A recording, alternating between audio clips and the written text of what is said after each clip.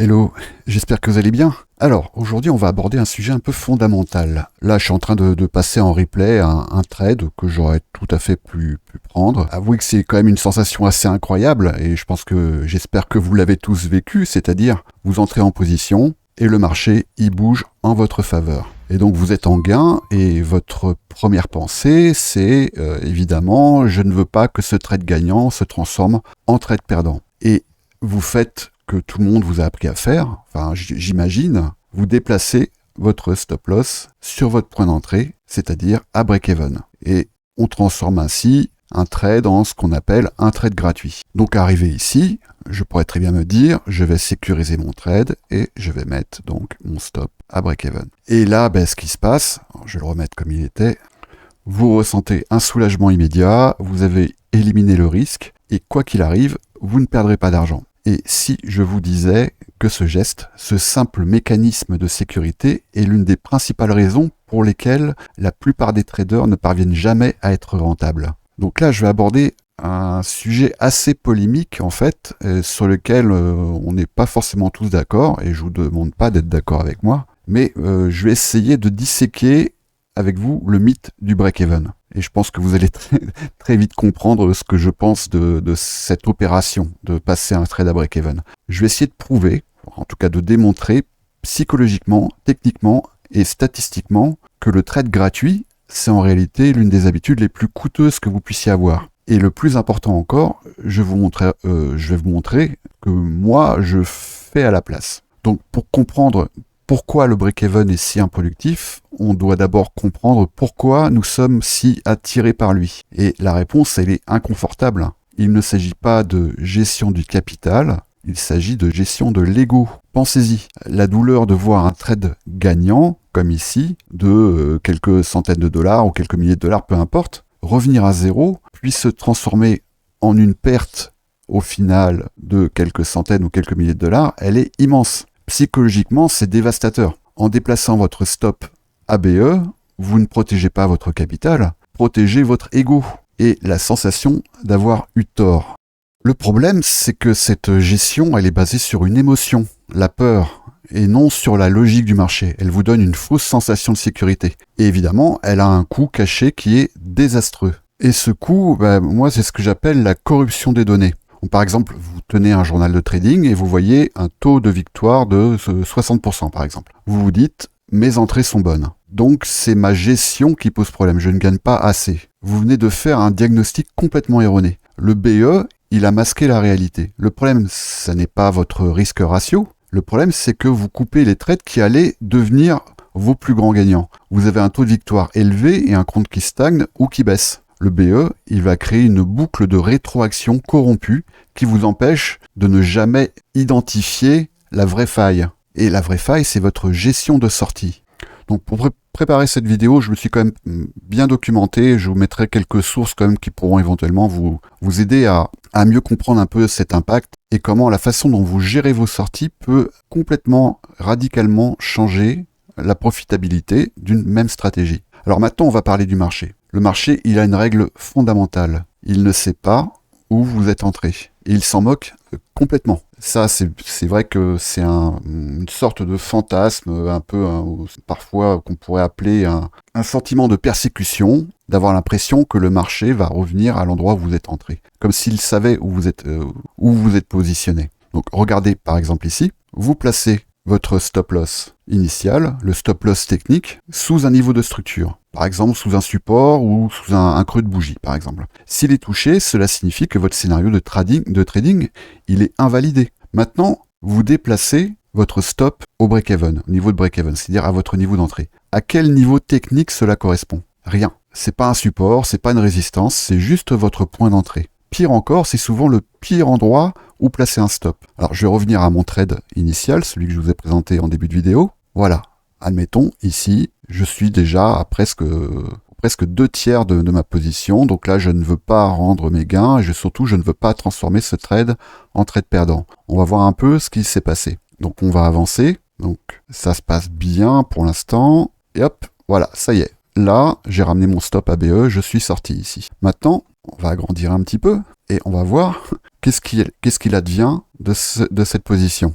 Et voilà, vous voyez que ici, le prix est venu toucher à plusieurs reprises votre point d'entrée pour finalement vous emmener là où vous avez initialement prévu de prendre vos profits. Alors, ce qu'il faut bien comprendre, et ça je pense que vous le savez déjà, hein, les marchés, ils ne montent pas en ligne droite. Ils respirent, ils créent une impulsion. Puis, ils font une correction, un pullback, souvent pour retester l'ancienne résistance en tant que nouveau support, par exemple. Et où se trouve ce niveau de retest? Très souvent, exactement sur votre point d'entrée. Et là, je peux faire appel à une mécanique que vous connaissez bien maintenant, si vous avez étudié un petit peu les mentorats de ICT. Qu'est-ce qui est retesté presque systématiquement? Un breaker. Donc en plaçant votre stop au break-even, vous ne faites pas de la gestion de risque. En fait. Vous placez un aimant en plein milieu du bruit normal du marché et en maximisant vos chances de sortir prématurément, comme ici. Alors maintenant, on va regarder un peu un cas d'étude, hein, par exemple sur GBP USD, mais bon, ça c'est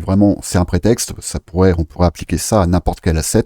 On a ici, par exemple, une magnifique pin bar haussière sur un support clé, l'entrée se fait au-dessus, le stop loss technique sous la mèche. Et l'objectif, il est ici, de quelque chose comme 3R. Ensuite, le trade, il se développe, le prix monte de 1R, ici, et le trader émotionnel, il panique, il déplace son stop à break-even pour sécuriser, entre guillemets, le trade. Et ensuite, que fait le marché? Il fait ce qu'il fait toujours, il respire, il y a un pullback naturel, qu'on voit ici. Le prix touche parfaitement le point d'entrée, sort le trader avec 0% de profit, voire même avec un léger coup, si on tient compte des frais et du slippage par exemple. Et le pullback terminé, le marché il explose à la hausse et atteint la cible originale ici qui était de 3 et quelques R. Vous voyez? Donc le stop ici à break-even, il n'a rien protégé du tout. Il a coûté au trader un gain de plus de 3 R et le stop loss technique, lui, il a parfaitement joué son rôle et il aurait maintenu le trader en position.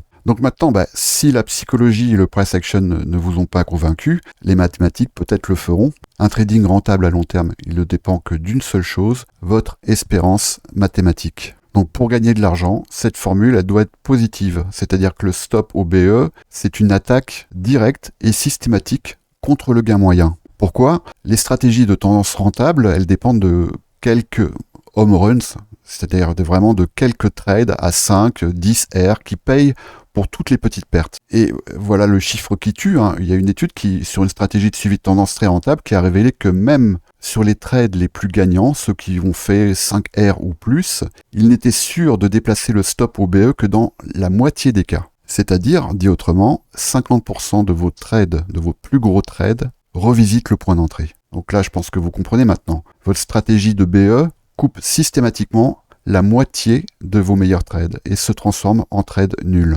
Donc maintenant, on va essayer de regarder un peu l'impact.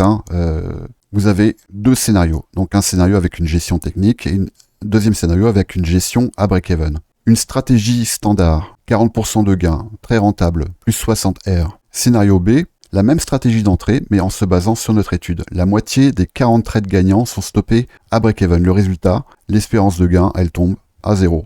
Voilà, bon, c'est simple. Hein. La seule chose qui a changé, c'est votre décision de gestion. Vous avez transformé une stratégie en or, en une perte de temps. C'est la définition même de l'improductivité. Donc, faites le test vous-même. Évidemment, ne me croyez pas sur parole. Et moi, je vais vous présenter une méthodologie simple pour que vous fassiez ce test sur un compte, par exemple un compte démo sur TradingView. Vous allez utiliser le bar replay, donc la relecture de bar. Et ça, c'est important parce que ça élimine le biais de rétrospection. Hein. Vous ne verrez pas l'avenir, bougie après bougie. Étape 1, vous ouvrez un graphique, peu importe. Bon là, je suis sur Solana, mais ça peut être ce que vous voulez. Sur Bitcoin, pardon, ça peut être ce que vous voulez. Vous activez le bar replay, c'est ici. Et vous revenez, ça dépend de la time frame sur laquelle vous voulez trader. Si vous êtes en intraday, vous allez pouvoir revenir quelques semaines en avance. Vous définissez une stratégie d'entrée simple, peu importe laquelle. Un modèle que vous connaissez bien, ça peut être le modèle 2022, ça peut être le YPR, ce que vous voulez, et vous avancez bougie par bougie, comme je l'ai fait tout à l'heure. Et quand vous avez un signal, vous allez ouvrir deux journaux, sur une feuille Excel, ce que vous voulez, même sur du papier. Sur le journal A, vous allez noter votre stratégie avec le break-even, vous rejouez le trade, et dès que le prix atteint 1R, vous déplacez votre stop mentalement à break-even, et vous notez le résultat final. Donc ça peut être moins 1R, ça peut être 0R, 3R, peu importe. Sur le journal B, le journal technique, vous revenez au début du même trade et vous rejouez, mais cette fois-ci, interdiction de toucher au stop initial. Vous laissez le moins 1R jusqu'au TP à plus 3R et vous notez le résultat. Donc là, vous aurez soit moins 1R, soit plus 3R. Et faites-le 20 fois, 30 fois, 50 fois, peu importe. Au moins 20 fois. Et puis, vous additionnez le PNL total du journal A et du journal B. Et je peux vous garantir que vous serez choqué. Vraiment. Vous aurez la preuve, a priori, en tout cas si votre modèle est rentable, évidemment. Je vous parle pas d'un modèle grand nawak où on rentre comme ça à la one again, mais vraiment un modèle rentable. Vous aurez la preuve irréfutable que le journal B, le journal technique, a surperformé le journal A, celui où vous passez à break-even. Alors maintenant, que faire Ne rien gérer du tout, non. La solution, c'est de passer d'une gestion émotionnelle à une gestion stratégique. La solution 1, vous avez évidemment le take profit partiel. Ça, c'est la solution psychologique. Votre moi émotionnel, il a besoin d'être payé. Alors payez-le. Quand le trade atteint 1R, 1,5R, ou quand il atteint éventuellement un point d'intérêt, une efficience, un fair value gap, ce que vous voulez, au lieu de déplacer votre stop, vous vendez 40%, 50%, 60%, ce que vous voulez de votre position. Et là, ce que vous avez accompli, vous avez verrouillé votre gain, votre stress diminue évidemment, vous avez entièrement payé votre risque sur le reste de la position, et vous laissez la moitié de la position courir pour attraper le home run de 3R, 5R, 10R, peu importe. La solution 2, c'est le trailing stop loss intelligent, on appelle ça le smart trailing stop loss. Ça, c'est la solution technique. Si vous devez déplacer votre stop, faites-le vers un niveau pertinent. Au lieu de votre BE arbitraire, qui correspond à votre point d'entrée, et on sait que ce point d'entrée, il est amené à être retesté, remontez votre stop, par exemple sous le dernier creux, le dernier swing low formé. Ou vous utilisez par exemple un multiple de l'ATR, Average True Range. Ça, vous direz, si vous ne connaissez pas, vous regarderez, c'est un indicateur gratuit que vous trouvez sur TradingView, pour laisser au prix l'espace de respirer, par exemple. Donc après, je sais ce que vous pensez, gérer des TP partiels, calculer l'ATR, suivre le dernier swing low, tout ça c'est compliqué, et je peux pas être devant mon écran 24 heures sur 24, par exemple. Bon, ça évidemment, je peux le comprendre. Les plateformes d'échange de base ne permettent pas cette gestion avancée, donc ça doit être manuel. Et c'est là, éventuellement, que mon partenaire, l'application Good Crypto, elle peut entrer en jeu. Bon, je reviens brièvement dessus parce que j'en ai déjà fait une présentation, mais Good Crypto, c'est un terminal de trading qui se connecte à plus de 35 brokers en centralisé, et puis vous pouvez également trader en décentralisé, et qui est conçu pour résoudre exactement ce type de problème. Vous avez les TP partiels, et vous pouvez définir plusieurs objectifs de TP, par exemple vendre 30% à 1R, 50% à 2R, etc. Ou sur des niveaux que vous auriez identifiés, ce qu'on appelle des points d'intérêt. Vous le programmez une fois, et l'application s'en occupe, que vous soyez en ligne ou non, que vous soyez devant votre écran ou non, c'est automatique. Et vous avez également le trailing take profit. Et là, vous avez plein de déclinaisons de ce trailing take profit. Il va s'activer au moment où vous allez lui demander de s'activer. Si le prix montre de 3R, par exemple, le stop, le suiveur, il va maintenant se retrouver à plus 2,5R, par exemple. C'est-à-dire qu'il va automatiser une gestion intelligente sans jamais vous sortir prématurément sur le pullback initial. Et enfin, vous avez les combos, c'est-à-dire que Good Crypto vous permet de placer votre entrée avec un stop loss et plusieurs take profit en même temps. Et si l'un est touché, les autres sont annulés. Vous avez même la possibilité d'avoir un stop suiveur, c'est-à-dire qu'à chaque fois que vous prenez un profit, le stop va être ramené sur le niveau précédent. Et puis le plus important, c'est que ça ne va pas geler vos fonds sur le broker, c'est-à-dire que votre capital il reste disponible pour d'autres trades. Parce que là, on est sur des ordres qui sont gérés par Good Crypto directement, pas par le broker. Donc, juste pour conclure, arrêtez de saboter votre trade gagnant. Le stop break-even, c'est une béquille qui paralyse vos profits. Maintenant, je ne vous demande pas de me croire sur parole, évidemment. Je vous ai donné une méthodologie pour tester par vous-même l'impact des deux solutions que vous pourriez envisager pour gérer vos trades. Celle de laisser le trade aller à son invalidation, c'est-à-dire aller jusqu'à son stop loss, pour lui permettre d'aller jusqu'à sa validation, qui est le profit que vous aviez prévu au départ. Donc évidemment, moi je vous recommande d'essayer l'application Good Crypto parce qu'elle est gratuite pendant, je crois, 2 semaines. Vous avez accès à l'intégralité des fonctionnalités de l'application pendant 2 semaines. Je vous recommande de passer par mon lien d'affiliation parce que le jour où, si jamais vous êtes convaincu par ces plateformes, si vous créez un compte, là vous aurez une réduction de 25%. Et puis la petite cerise sur le gâteau, si vous êtes mon affilié sur Good Crypto, vous avez également, en vous inscrivant, en remplissant le formulaire que vous trouvez dans mon Linktree, vous aurez accès à mon canal Telegram privé, sur lequel on échange pas mal de choses. notamment des setups, des bots, des réglages de bots, et parmi lesquels évidemment les trading stop loss, mais pas que ça évidemment, il y a plein d'autres opportunités que je partage, les bots de listing par exemple, etc. etc. Bon, j'espère que ça vous a parlé, je vous dis pas de faire comme moi, je vous dis juste étudier.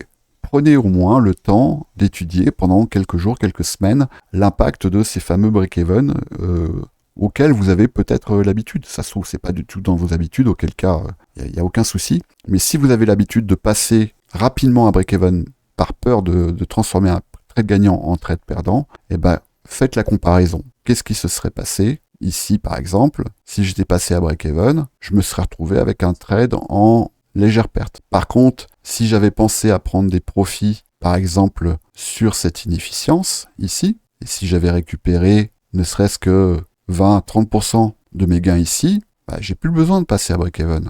Et je donne à ce modèle la chance d'aller jusqu'à son objectif. Donc tous les liens sont en description. N'hésitez pas évidemment à poster un commentaire à cette vidéo, à vous abonner si ce n'est pas déjà fait, ça soutient la chaîne, ça soutient mon travail, et je vous dis à très vite.